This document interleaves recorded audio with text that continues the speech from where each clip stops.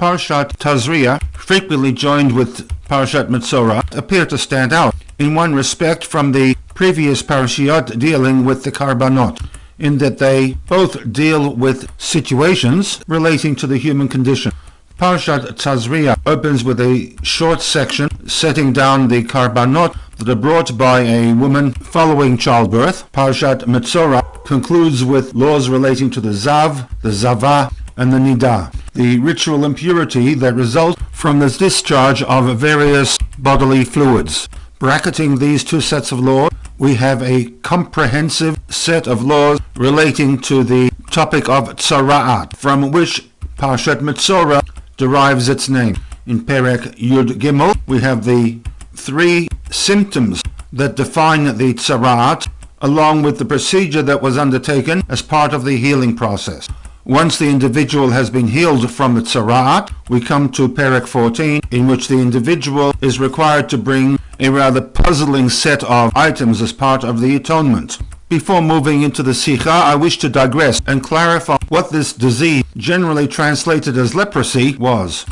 The Hebrew word TZORAAT describes a disfigurative condition of the skin, the hair, either from the beard or from the head. TZORAAT finds itself in clothing made of linen or wool. It can be found in the stonework of homes, but is limited to people, clothing, or buildings located in Eretz Israel.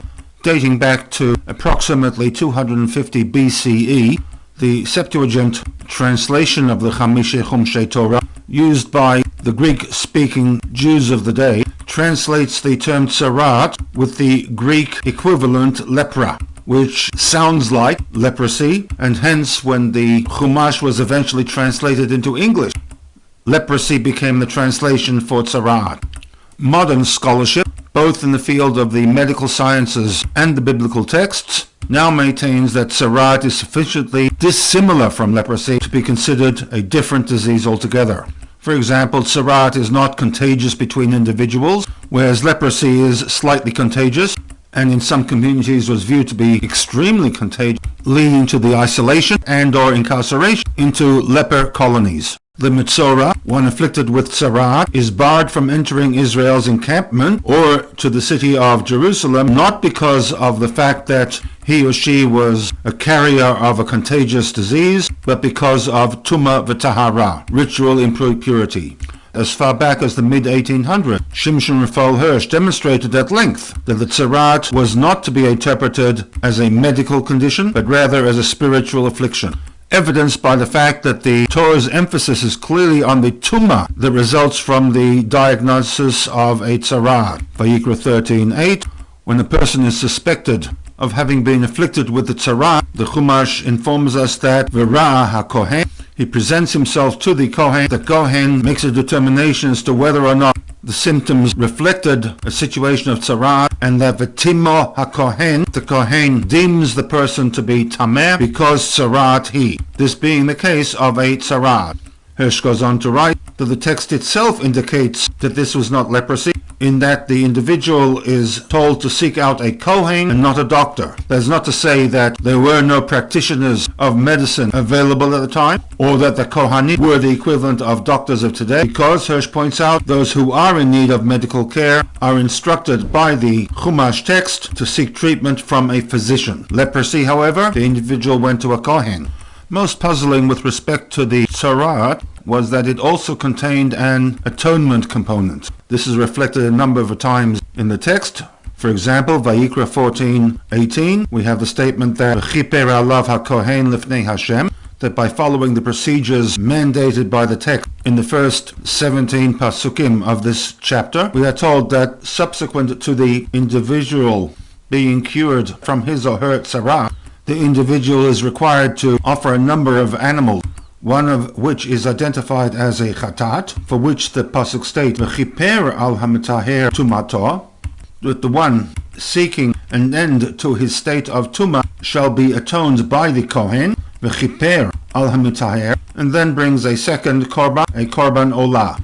What is most puzzling is that up until now, the various korbanot that were brought by an individual came as a result of actions of the individual, such as, for example, the chatat was brought by a person who had violated Torah law and wished to achieve forgiveness and atonement. The shlamim korban generally came as a result of thanksgiving, whereas over here we are told that a person who seems to have suffered a physical condition requires some form of an atonement.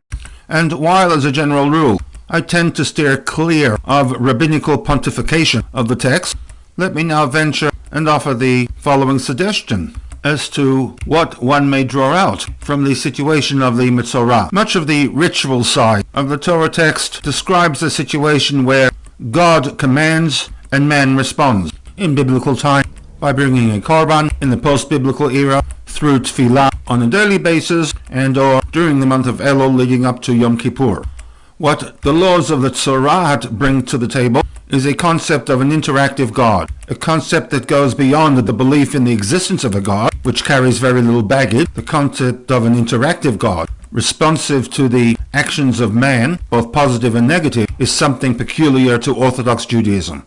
And this is reflected in the text that demands some form of an atonement for what otherwise seems to be a medical condition. It was for this reason that a wide range of suggestions were offered by individuals at various times throughout the past 1,000 or so years as to what kind of a sin requiring atonement resulted in the tzaraas affliction. Some were drawn out from the biblical text, such as the two instances where TZORAAT is recorded as part of a narrative text, the first in Shemot Perek Daled, where Moshe speaks bad of the Bnei Israel, the second in Bamidbar 12, where Miriam is afflicted by TZORAAT following her criticism of the actions of her brother Moshe Rabbeinu. Others possibly relating a symbolic TZORAAT coming as a result of maladies that afflicted a particular community at a particular point in time. The focus of the Sikha that I have chosen is the commentary of Rashi to the opening pasukim of the first segment of Perek 14. The 20 pasukim of this opening segment deals with the purification procedure of a person that had been afflicted with the TZORAAT. It did involve a rather hefty financial outlay, and therefore segment 2 addresses the option he or she may have had for purification. The third segment addresses the issue of TZORAAT that is found in the brickwork of houses.